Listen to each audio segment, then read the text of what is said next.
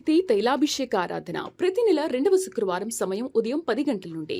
స్థలం కాపు కళ్యాణ మండపం, NFCL రోడ్, RTO ఆఫీస్ పక్కన, RR నగర్, కాకినాడ. ప్రార్థనా శక్తి తైలాభిషేక ఆరాధన ప్రతి నెల 2వ మంగళవారం సమయం ఉదయం 10 గంటల నుండి.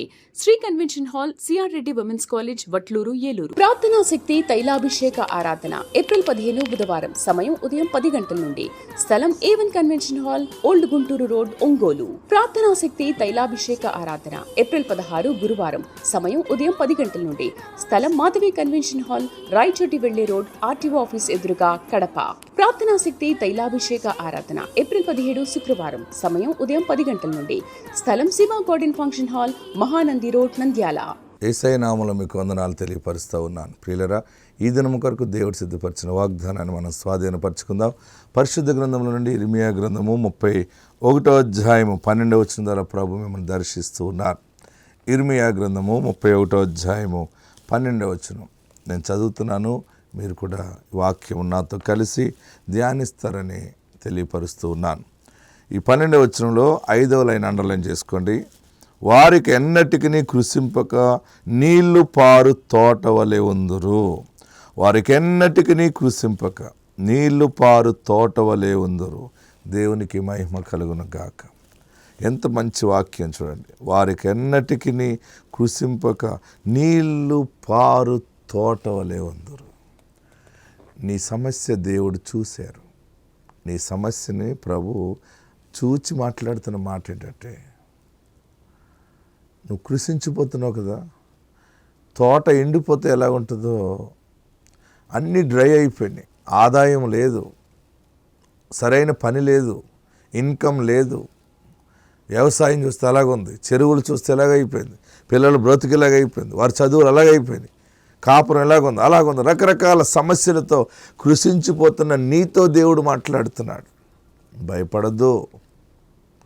మరేంటి, నీళ్లు తోటలోకి పారితే తోట ఎంత పచ్చగా ఎంత అద్భుతంగా వికసిస్తుందో, గెలలు గెలలుగా కాస్తుందో, అలాంటి ఆశీర్వాదము నువ్వు చూడబోతున్నావు. ఈరోజు పరిశుద్ధాత్ముడు నీతోనే సూటిగా మాట్లాడుతున్నాడు. నువ్వు బెంగతో కృషించిపోతున్న నీ స్థితిని పరిశుద్ధాత్మదేవుడు చూచి మాట్లాడుతున్నాడు. ఏంటి నాతో మాట్లాడుతున్నాడు, ఎట్టుందండి, నా గురించి చెప్తున్నట్టున్నారండి ఈయన అనుకుంటున్నామేమో. ఎస్, నీ గురించే దేవుడు మాట్లాడుతున్నాడు. నీవు మానసికంగా ఎంతో డౌన్ అయిపోతున్నావు కదా, ఎంతో మానసికంగా కృంగదీయబడుతున్నావు. ఆ సమస్య నుండి నీకు విడుదల దేవుడిస్తున్నాడు. అవునా? ఎస్, 100% నీ సమస్య నుండి విడుదల పొందుతున్నావు. ఎందుకంటే ఇది దేవుని వాక్యం. ఇది ఇక మీదట ఎట్లా ఉంటుందంటే నీ జీవితం, నువ్వు దేని విషయంలో కుమిలిపోతున్నావో అది దేవుని కార్యముగా మారబోతావు. నీళ్లు పారు తోట వలె పచ్చగా ఉంటుంది తప్ప మరలా నీ వ్యాపారం నిలబడుతుంది. ఎస్, నీ ఉద్యోగంలో దీవెన చూస్తావు. నీ చేతులు కష్టార్జితము దేవుడు ఆశీర్వదిస్తాడు. ఇంతవరకు ఎంతగా నీ నుండి దూరం అయిపోయిందో, ఇలాగైపోయింది. ఇంత కష్టపడి సంపాదిస్తే అది అలాగైపోయింది, ఇది ఇలా నాశనం అయిపోయింది, అలా నష్టపోయింది. ఇంకెప్పుడు ఎలా జీవిస్తాం, అన్నీ చెడ్డే జరుగుతుంది అనుకున్నావు కదా. ఇక మీదట నీళ్లు పారు తోట వలె ఉంటారు. చూడండి ఎంత అద్భుతంగా మాట్లాడుతున్నాడు. జెర్మియా చాప్టర్ 31 వర్స్ 12లో 5th లైన్, వారికి ఎన్నటికి కృషింపక నీళ్లు పారు తోట వలె ఉందురు. దేవునికి మహిమ కలుగును గాక. ఇంతవరకు నలగొట్టబడిందంతా కూడా ఒక పరీక్ష దేవుడు పెట్టాడు. ఆ పరీక్షలో నువ్వు విజయము సాధించావు. అందుకనే తోటకు నీరెట్టినట్టుగా నీ ఇంటికి సమృద్ధి ఐశ్వర్యాన్ని దేవుడు ఇవ్వబోతున్నాడు. సమృద్ధి ఆరోగ్యాన్ని దేవుడు ఇవ్వబోతున్నాడు. సమృద్ధి ఆత్మ నింపుదల దేవుడు ఇవ్వబోతున్నాడు. అన్ని విషయాల్లో నువ్వు తలగానే ఉంటావు కానీ తోకగా ఉండవు. తోటకు నీరు కడితే ఆ చెట్లు ఎంత ఆనందంగా ఫలిస్తాయో, ఎంత పచ్చగా బలపరచబడతాయో, నీ జీవితంలో నీరు అనే పరిశుద్ధాత్ముడు, నీరు ఐశ్వర్యానికి, ధనానికి సూచన, అన్ని రకాలుగా దేవుడు కలిసి వచ్చేలా చేస్తాడు. నీ ఇంట్లో యేసయ్య ఉన్నాడు, నీకు అన్యాయం జరగదు. తోటకు నీరు పెట్టినట్లుగా ఒక ఫలభరితమైన సాక్షిగా దేవుడు నిన్ను నిలబెడతాడు. ఆత్మ నీకు తోడై ఉండును గాక. ఆమేన్. వాక్య భాగంలోకి వెళ్దాం ప్రియులరా. ప్రకటన గ్రంథము 2వ అధ్యాయము 8వ వచనం అందరూ కలిసి చదువుకుందాం. 8, 9 వచనాలు ధ్యానం చేద్దాం. స్మరణలో ఉన్న సంఘపు దూతకు ఇలాగు రాయము. మొదటి వాడును కడపటి వాడునయ్యుండి మృతుడై మరలా బ్రతికిన వాడు చెప్పు సంగతులేవనగా, నీ శ్రమను దరిద్రతను నేనెరుగుదును, అయినను నీవు ధనవంతుడివే. తాము యూదులమని చెప్పుకొనుచు యూదులు కాక సాతాను సమాజపు వారి వలన నీకు కలుగు దూషణనే నేను ఎరుగుదును. నువ్వు పొందబో శ్రమలకు భయపడకము. ఇదిగో మీరు శోధింపబడినట్లు అపవాది మీలో కొందరిని చెరలో వేయింపబోచున్నాడు. 10 దినములు శ్రమ కలుగును. మరణం వరకు నమ్మకముగా ఉండము. నేను నీకు జీవ కిరీటం ఇచ్చేదను. గట్టిగా హల్లెలూయా చెబుతాం. ప్రకటన గ్రంథం 2వ అధ్యాయము 8, 9, 10 వచనాల్లో చాలా అద్భుతమైన వాక్యము మనకి కనపడుతూ ఉంది. నేను ప్రార్థన చేస్తూ ఉన్నాను. దేవుడు ఈ యొక్క వాక్యాన్ని బోధించమని నాకు బయలుపరిచారు. నేను ప్రార్థనలో గమనిస్తూ ఉన్నాను. పరిశుద్ధాత్మని నేను ఆహ్వానించుకుంటాను. పరిశుద్ధాత్మ నింపుదల కొరకు కొద్ది నిమిషాలు స్తుతిస్తూ ప్రార్థిస్తుంటాను. ఆ సమయంలో దేవుని ఆత్మకి నా ఆత్మ కనెక్ట్ అయినప్పుడు స్మరణలో ఉన్న సంఘపు దూతకు ఇలాగు రాయము. మొదటి వాడును కడపటి వాడునయ్యుండి మృతుడై మరల బ్రతికిన వాడు చెప్పు సంగతులేవనగా, నీ శ్రమను దరిద్రతను నేనెరుగుదును, అయినను నీవు ధనవంతుడవే. ఈ ప్రకటన గ్రంథంలో 7 సంఘాలు కనబడుతూ ఉన్నాయి. ప్రకటన గ్రంథంలో ఈ మాటలు పరిశుద్ధ యోహాను నీ శ్రమను దరిద్రతను నేనెరుగుదును, అయినను నీవు ధనవంతుడవే. ప్రియులరా, ఇది ఓడరేవు కలిగిన పట్టణము, మంచి వ్యాపార సంబంధాలు కలిగిన పట్టణం అది. అయితే ఈ పట్టణానికి చాలా భయంకరమైనటువంటి శోధన వచ్చేసింది. ఆ చెప్తున్నప్పుడే ఆ ప్రజెంటేషన్లో కనపడుతుంది. మొదట్లోనే అన్నాడు ఆయన, మృతుడై మరల బ్రతికిన వాడు చెప్పు సంగతులు. చనిపోయి తిరిగి లేచిన వాడు చెప్పే సంగతులు ఏంటంటే, నీ శ్రమను నీ దరిద్రతను నేను ఎరుగుదును, అయినను నీవు ధనవంతుడివే. ఓ సంగమా, ఓ నా ప్రియ సహోదరులారా, పరిశుద్ధాత్మదేవుడు బయలుపరుస్తున్న గొప్ప మాట. ఇప్పుడు నీకు శ్రమ వచ్చే ఉండొచ్చు, ఇప్పుడు నీవు దరిద్రుడు ఉండవచ్చు, కానీ నీవు దరిద్రుడవు కావు. నీకు శ్రమ ఎల్లకాలం ఉండేది కాదు. నీవు నమ్మిన వాడు సమాధి నుండి పైకి లేచిన వాడు, చనిపోయి లేచిన వాడు. ఎంత పెద్ద శ్రమ వచ్చి చనిపోవాలనంత భయం కలిగిన కష్టములో ఉన్నా నీవు తిరిగి లెగిస్తావు. ఆమేన్. మనందరికీ ఒక రిజరెక్షన్ పవర్ ఉంది. మనందరికీ ఒక పునరుద్ధాన శక్తి ఉంది. ఏది ఏమైపోయినా, పరిస్థితి ఎంత దిగజారిపోయినా, నీ ఇల్లు నీ పడవ మునిగిపోదు.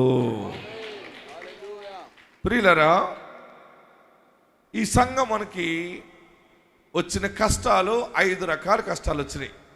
ఎన్ని కష్టాలు వచ్చినాయి? 5 రకాలు. ఇందులో మొట్టమొదటిది మనం ధ్యానం చేద్దాం. మొట్టమొదటి పాయింట్, నీ శ్రమ నేను ఎరుగుదును.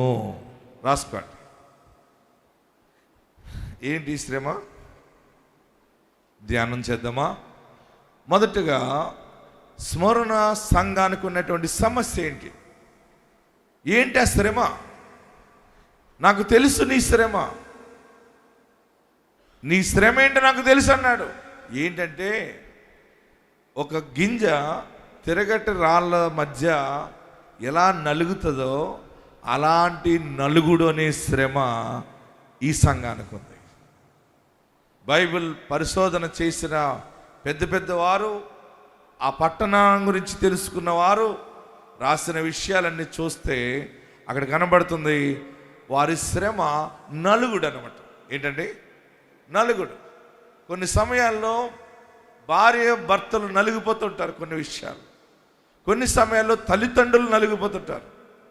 పిల్లల పెళ్ళిళ్ళు చేయాలి, వయసు వచ్చింది, లేదా పెళ్లి చేస్తే వాడు ఎలాంటోడు వస్తాడో, ఇల్లు కట్టాలి, ఇల్లు లేదని ఇల్లు కడితే మళ్ళీ అప్పులు పాలైపోతే ఎలా తీరుస్తాం? ఒక ఇల్లు కట్టిన తర్వాత కొన్ని అప్పులు మిగిలిపోతాయి. మనశ్శాంతిగా చక్కగా అలా పడుకుందాం, మంచి ఇల్లు ఉంది కదా అనేటప్పటికి అప్పు ఇచ్చిన వారు చల్లగా ఇంటికి వస్తారు. ఆ కాయలాగున్నావు, అన్నయ్య గారు లేరా? ఏమ్మా అన్నయ్య గారు? అదే నెల అయిపోయింది, డోక్రా ప్రెసిడెంట్ మా ఇంటికి వచ్చేసింది, నీకు ఇచ్చిన డబ్బులతోటి డోక్రా కట్టుకుందామని వడ్డీ, అందుకు నీకు 4 రూపాయలు వడ్డీకి ఇచ్చాను, 3 రూపాయలు వడ్డీకి ఇచ్చాను. ఆ రోజు నీకు సిమెంట్ లేదంటే ఇచ్చాను. ఎందుకు ఇచ్చానంటే వడ్డీ వస్తుంది. ఆమె అప్పుడే చక్కగా స్నానం చేసి పండుకున్న మనిషికి గుండెల్లో రాయి పడిపోతుంది. ఒక వాయిదా వేస్తుంది, 2 వాయిదాలు వేస్తాం. ఇక్కడ తెచ్చి అక్కడ కట్టడం, అక్కడ తెచ్చి అప్పులలో నలిగిపోవటం. లేకపోతే చదువుకుంటే ఉద్యోగం లేక అన్ని చోట్ల తిరిగినా ఎక్కడ ఉద్యోగం దొరకని నలుగుడి, పిల్లలు చెప్పిన మాట వినలేని పరిస్థితి, నలుగుడు నలుగుడు నలుగుడు, అనేక రకాలుగా స్ట్రగుల్స్ అన్నమాట. రోగం వస్తుంటుంది, ఏ హాస్పిటల్కి వెళ్ళినా ఏమీ లేదంటారు, నీకు రోగం తగ్గదు. ఏంటని తీరా చూస్తే స్కాన్ చేస్తే ఉంటుంది లోపల ఏదో గడ్డ ఉందని, కోసేయాలని, ఆపరేషన్ చేసేయాలని, మళ్ళీ దానికో భయం. మళ్ళీ ఈ ఆపరేషన్ ఏంటి బాబు, నా బ్రతికేంటి, అంత మంచిగా ఇప్పుడే బాగున్నాం అనేటప్పటికి మళ్ళీ ఈ కష్టం వచ్చి పడిపోయింది. నా ప్రియ సహోదరులరా, గర్భఫలము లేక అవమానముతో, ఇందాక ఒక అమ్మాయి చెప్పింది, ఏ ఫంక్షన్కి నన్ను రానివ్వట్లేదు, పిలవట్లేదు. మొన్న ఒక ఆమె చెప్పింది, నా ముందే పెళ్ళికి పిలుస్తున్నారు మా అత్తయ్యని మావయ్యని, నా భర్తను కూడా మరీ రావాలని చెప్పారు, కానీ నేను అక్కడే ఉన్నాను, కాఫీ ఇస్తున్నాను పాస్టర్ గారు, అమ్మ అందరూ రావాలి, నువ్వు రావాలంటలేదు. పెద్ద మనుషులుగా మీరిద్దరూ భార్య భర్తలు వచ్చి దీవించాలని మా అత్త మామల్ని పిలిచారు. నా భర్తని ఇదిగో నువ్వు ముందొచ్చి ఆ పనులన్నీ చూసుకోవాలన్నారు తప్ప, అమ్మ నువ్వు కూడా రా అని ఒక మాట అనలేదు. ఎందుకంటే పెళ్ళయి 7 సంవత్సరాలు అయింది, పిల్లలు లేరని. నేను వస్తే ఏం దరిద్రం వస్తుందో, ఏం చెడ్డ జరుగుతుందో అని వారు నన్ను పిలవట్లేదు. ఇది ఒకసారి కాదు, 2 సార్లు కాదు, 3 మారులా జరిగింది. దైవజనుడా, నాకు బ్రతకాలని లేదు, చెప్పుకోలేని సమస్య. చాలామంది హృదయంలో ఆవేదనతో కుమిలిపోతున్న వారే కానీ హృదయంలో నెమ్మది కలిగిన వారు లేరు. గుండె నిండా దుఃఖము, వేదన. ఎవరికి చెప్పాలి కష్టము, ఎవరికి చెప్తే ఏమీ అపార్థం చేసుకుంటారో. నాకు కలిగిన శ్రమ ఇలాంటిది. ఒక మనుషుడు నన్ను ఇలాగ బాధ పెడుతున్నాడు, ఒక మనిషి నన్ను అలాగ బాధ పెడుతోంది, ఒక మనుషుడు నన్ను ఇలా బ్లాక్మెయిల్ చేస్తున్నాడు. నేను ఎవరికి చెప్పుకోవాలి? ఊరేసుకుని చనిపోతే మంచిదా, ఏదైనా నదిలో దూకి చనిపోతే మంచిదా, లేదా ఏదైనా పాయిజన్ తీసుకుని చనిపోవాలా, లేకపోతే ఏ రైలు అన్న ఎక్కి వెళ్ళిపోవాలా? రకరకాలుగా బాధలు, సమస్యలు. ఈరోజు పరిశుద్ధాత్మ దేవుడు నీతో మాట్లాడుతున్నాడు. అక్కడ స్మరణ సంఘానికి ఇచ్చిన మాట ఈరోజు నీతో మాట్లాడుతున్నది ఏంటంటే, నీ శ్రమ నేను ఎరుగుదును. మన శ్రమ ఒక మనుషుడికి తెలియదు కానీ దైవ కుమారుడికి తెలుసు. నీ శ్రమలో ఆయన నీకు తోడై ఉన్నాడు. ఆమేన్. హల్లెలూయా చెప్పరే, ఇంకా గట్టిగా హల్లెలూయా చెప్పరే. ప్రియులరా, మీ కుటుంబాల్లో నలిగిపోతున్నా నీ శ్రమను దేవుడు చూచాడు. నీవు ఒక గింజ నలిగినట్టుగా తప్పించుకోవటానికి దారి ఉండదు. తిరగల మధ్యలో పడిన మినుము గింజ ఎలాగుంటుందో దానిని అది రోల్ చేస్తున్నప్పుడు తప్పించుకోవడానికి ఎంత ప్రయత్నం చేసినా అది తప్పించబడదుగే. అలా ఇరుక్కుపోయాను. ఈ శ్రమలు ఎలా పోతాయి, ఈ లేనిపోయిన నింద నా మీద నుంచి ఎలా పోతుంది అని బాధపడుతున్నావు కదా. నీ శ్రమ, నీ దరిద్రత ఆయన ఎరిగి ఉన్నాడు. అందుకని అంటున్నాడు, అయినను నీవు ధనవంతుడివే. గట్టిగా హల్లెలూయా చెప్పండి. ఫిలిప్పీయులకు రాసిన పత్రిక 1వ అధ్యాయం 10వ వచనం చూస్తే, ఇలా నలగటం గురించి ఫిలిప్పీలకి పత్రిక రాస్తున్నాడు దైవజనుడు. Philippines chapter 1:30. ఫిలిప్పీలు రాసిన పత్రికలో నలుగుపోతున్న సమస్య, శ్రమ ఎలాగుంటుందంటే చాలా ఎలాగనగా నా బంధకములు క్రీస్తు నిమిత్తము కలిగినవని ప్రేతోర్యమును సేనలోని వారికి అందరికి తక్కిన వారందరికీ స్పష్టమాయను. ఎంత చక్కగా ఉంది చూడండి. మరియు సహోదరులైన వారిలో ఎక్కువ మంది నా బంధకముల మూలముగా ప్రభువు నందు స్థిర విశ్వాసము గలవారై నిర్భయముగా దేవుని వాక్యం బోధించుటకు ఆమేన్ హల్లెలూయా విశేష ధైర్యము తెచ్చుకొనిరి. నలుగటంలో కూడా, శ్రమలలో కూడా ఆనందముగా జీవించటం. ఎంత పెద్ద శ్రమ వచ్చిందంటే ఆ శ్రమ చోటున దేవుడు గొప్ప మేలు దాచిపెడతాడు. బాగా గమనించండి, ఇది భక్తులు చెప్పిన విషయాలే కాదు, మనము కూడా అనుభవిస్తూ ఉన్నాం. నాకు ఎన్నో శ్రమలు కలిగినప్పుడు నువ్వు నాకు అనుగ్రహించావు, సేవ చేయటానికి నేను సిద్ధముగా ఉన్నాను, కానీ ఎప్పుడు వాడుకుంటావు బాబు, ఏంటి శ్రమ? ప్రతి ఒక్కరు పిలుస్తూ ఉంటే వెళ్తూ ఉండేవాడు. రోజు ఒక చోటకి వెళ్ళి నైటు వాక్యం చెప్పి రాత్రి 1 గంట 2 గంటలు తిరిగి వస్తుండేవాడు. చాలా శ్రమలు ఉండేవి, చాలా బాధలు ఉంటాయి. నేనేం చేసేవాడిని చెప్పనా? కొత్తపేటలో సేవ చేసినప్పుడు మంచి నూనె కొనదామంటే పగలు మంచి నూనె షాప్కి వెళ్ళి ఆయిల్ ప్యాకెట్ కొంటే సిగ్గని నైట్ వస్తున్నప్పుడు ఎక్కడైనా ఆగి నూనె ప్యాకెట్ తీసుకునేవాడు, బండిలో ఫ్రంట్లో పెట్టుకుని వచ్చేవాడు. నా భార్య చాలా జ్ఞానవంతురాలు, చాలా జాగ్రత్తగా దాన్ని చేసేది. మా పక్కనే కాన్వెంట్ మాస్టర్ ఫీజు అడిగేవాడు కాదు. అతను అనుకునేవాడు పాస్టర్ గారు బోల్ ధనవంతుడు, ఎప్పుడొకప్పుడు ఒకసారి పాడేస్తాడు అనుకునేవాడు. మనది పైన పటారం, లోన లొటారం కదట. ఏంటి, ఇంట్లోంచి బయటకు వస్తే టకప్ చేసుకునేవాడిని, మంచిగా బూట్ వేసుకునేవాడిని, అన్నీ ఉండి. కానీ ఫీజు లాస్ట్లో నేను కొత్తపేట ఇడిచిపెట్టినప్పుడు ఆ మాస్టర్ గారిని అడిగాను, ఎంత ఫీజు కట్టాలని అడిగితే, మీరు 1.5 సంవత్సరం పైనుంచి ఫీజు కట్టట్లేదు అన్నట్టు. ఆయనకు చెప్పాను, నేను వెళ్ళిపోయి తొందరలో మీకు ఫీజు పంపిస్తాను, మీరు ధైర్యంగా ఉండండి అని చెప్పాను. అయ్యో మీ డబ్బులు ఎక్కడికి వెళ్ళిపోతాయండి పాస్టర్ గారు అన్నాడు. అయినా నా దగ్గర డబ్బులు లేవని కొట్టలేదు ఆ మాస్టర్. ఆయన అనుకున్నాడు, ఇప్పుడు చిల్లర లేక ఇవ్వట్లేదేమైనా తక్కువగానే, పెద్దది ఒకసారి పాడేస్తాడు అనుకున్నాడు. నేను సేవలోకి వెళ్ళిన తర్వాత 2-3 సమయాలు బిట్ల కింద పంపాను. అప్పుడు అడిగాను, ఏంటి ఈ శ్రమ? అప్పుడు కూడా నాతో ఈ మాట మాట్లాడాడు, నేను ఎరుగుదును నీ శ్రమను, నేను ఎరుగుదును నీ దరిద్రతను. హల్లెలూయా చెప్పండి, ఇంకా గట్టిగా హల్లెలూయా చెప్పండి, ఇంకా గట్టిగా హల్లెలూయా చెప్పండి. మరి అన్నీ తెలిసినప్పుడు ఇవ్వాలి కదా. ఆయన కుదురుగా బిగిసిపోయి ఉన్నావు ఎందుకన్నాను నేను.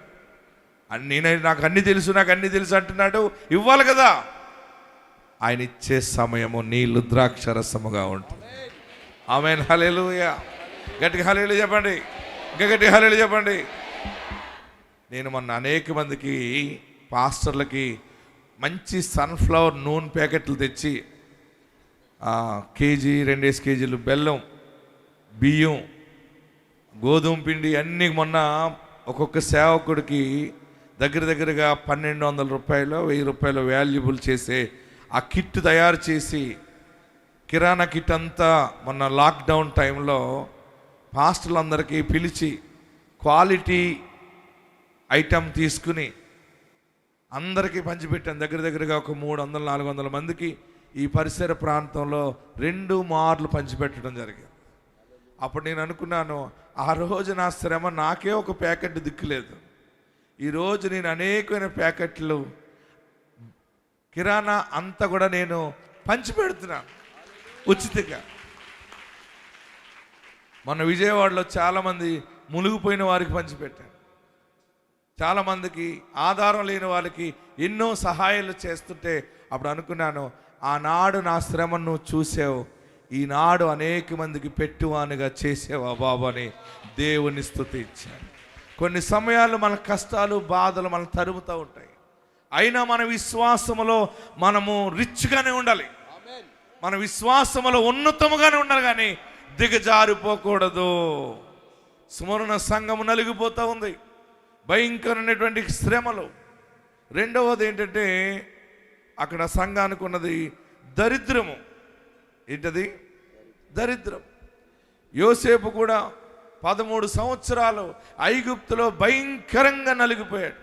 శ్రమలు శ్రమలు శ్రమలు. 13 సంవత్సరాలు దాటిన తర్వాత ఎక్కడ శ్రమ పడ్డాడో ఆ ప్రదేశానికే ప్రధానిగా నిలబడి గొప్ప వ్యక్తిగా దేశమంతా కూడా తిరిగాడు. దేశ ప్రజలందరూ అతన్ని గనపరిచారు. అదే దేశంలో యోసేపు అమ్ము వేయబడ్డాడు. నేను మొన్న ఐగుప్తు వెళ్ళాను. ఆ దేశం అంతా తిరిగితే యోసేపుని అమ్మేసిన సంత దగ్గరికి వెళ్ళాను. ఇప్పటికీ ఆ సంత అలాగే ఉంది, మాయా బజార్ లాగా. భయంకరమైన మోసం. హల్లెలూయా చెప్పండి, ఇంకా గట్టిగా హల్లెలూయా చెప్పండి. ఆ ప్రదేశంలో చిన్న చూపు చూశారు. అమ్మి వేయబడ్డాడు యోసేపు. ఒక ఇంట్లోకి వెళ్ళాడు, చిన్న ఉద్యోగం చేశాడు, లేనిపోని శ్రమ వచ్చింది, సెంట్రల్ జైల్లో వేసేసాడు. జైల్లో ఉన్న కథం అని అనుకున్నాడు సాతానుడు. కానీ ఆ జైలు నుండి డైరెక్ట్గా సింహాసనానికి దేవుడు యోసేపును నడిపించాడు. ఈరోజు నీకు అప్పులు ఉండవచ్చు, మీకు ఇబ్బందులు ఉండవచ్చు, అది లేదు ఇది లేదని ఏడుస్తున్నావేమో, ఏది చేసినా దరిద్రం అయిపోతుంది అనుకున్నావేమో. నేను చెప్తున్నాను, రాసుకో, నిన్ను దేవుడు రాజబిడ్డగా నిలబెట్టబోతున్నాడు. నిన్ను 100% రాజకుమార్తెగా ఉంటావు, రాజకుమారుడిగా ఉంటావు. ఆయన నీ చెయ్యి వీడువాడు. హల్లెలూయా చెప్పండి, ఇంకా గట్టి హల్లెలూయా చెప్పండి, ఇంకా గట్టి హల్లెలూయా చెప్పండి. ప్రియులరా, మొట్టమొదటిగా ఈరోజు మనకు దేవుడిచ్చిన వాక్యము శ్రమ, రెండవది దరిద్రత, మూడవది దూషణ, నాలుగవది అపవాది శోధన, ఐదవది తాత్కాలికమైన సమయము. శోధన తాత్కాలికమే. ఇలా 2 చేతులు నమస్కరించి మీ పక్కన వారు ఎవరున్నారో వారి వైపు చూసి, అయ్యాను మగవాళ్ళైతే ఆడవాళ్ళైతే అమ్మా అని, అమ్మా నీ శోధన తాత్కాలికమే, అయినను నీవు ధనవంతుడివే, అయినను నీవు ధనవంతురాలువే. నీ శ్రమ నీ దరిద్రత ఆయన ఎరుగును, అయినను నీవు ధనవంతురాలువే, నీవు ధనవంతుడవే. అపవాది నీకు దూరం అవును గాక, దరిద్రత నీకు దూరం అవును గాక, దూషించబడిన చోట దీవించబడదువు గాక, అతి తొందరలో సాక్షిగా నిలబడదువు గాక. ఎక్కడున్నవారు అక్కడ లేచి నిలబడదాం. లేచి నిలబడి నీవు ధనవంతుడిగా వెళ్ళబోతున్నావు, నువ్వు ధనవంతురాలుగానే సాక్షిగా ఉంటావు. ఇప్పుడున్న కష్టము నీకు, శ్రమ నీకు తాత్కాలికమే. ఇదే ఉంటుందేమో, నా కొడుకు ఇలాగే భ్రష్టుడైపోతాడేమో, నా కుమార్తె ఇలాగే భ్రష్టురాలు అయిపోతుందేమో, నా భర్త ఇలాగే అందరూ వల్ల మోసపోతూనే ఉంటాడేమో, చివరికి ఏం మిగలదేమో, సిగ్గుపరిచి పడిపోవాలేమో ఈ కుటుంబాల మధ్య, ఈ యొక్క సమాజం ఎదుట. ఏమైపోతానో అని ఏడుస్తున్నావా? నా పాపాలు క్షమించయ్యా, నా దరిద్రాన్ని తీసివేయ బాబు. ఈరోజు నాకు ఒక మాట ఇచ్చావు, అయినా నీవు ధనవంతుడివే, అయినా నీవు ధనవంతురాలువే, మరలా నా చేతి నిండా నువ్వు ఐశ్వర్యం ఇస్తావని నిన్నే పూజిస్తానయ్యా. నా కాపరిగా ఉండు బాబు, నా ఇంట్లో అప్పులు తీసివేయి.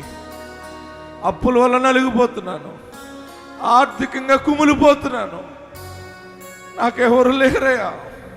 నా వ్యాపారంలో నీవు ఉండాలి, నా బిడ్డకి ఉద్యోగం ఇవ్వండి, చదువులో జయమివ్వండి బాబు అని అడుగుతున్నావా?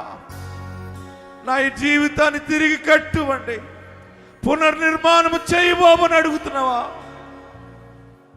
ఏడవకు, బలమైన వాడు నీతో ఉన్నాడు. బలమైన యేసు శక్తి నీతో ఉంది. నువ్వు సిగ్గుపరచబడవు, మరలా నిలబడతావు, మరలా నువ్వు ధనవంతునిగా ఉంటావు. మేడ మీద కూర్చుని కృతజ్ఞతాస్తుతులు చెల్లిస్తావు. ఆకాశం వైపు చూచి ఎలుగెత్తి ప్రతి చోట సాక్షిగా ఉంటావు. నష్టపోయిన చోట మరలా దీవెన రాబోతావు. అదే వ్యవసాయములో నుండి, అదే ఉద్యోగములో నుండి, అదే చెరువుల్లో నుండి మరలా దేవుని ఆశీర్వాదం చూడబోతున్నావు. ప్రార్థన చేయండి. నా చేయి పట్టుకో.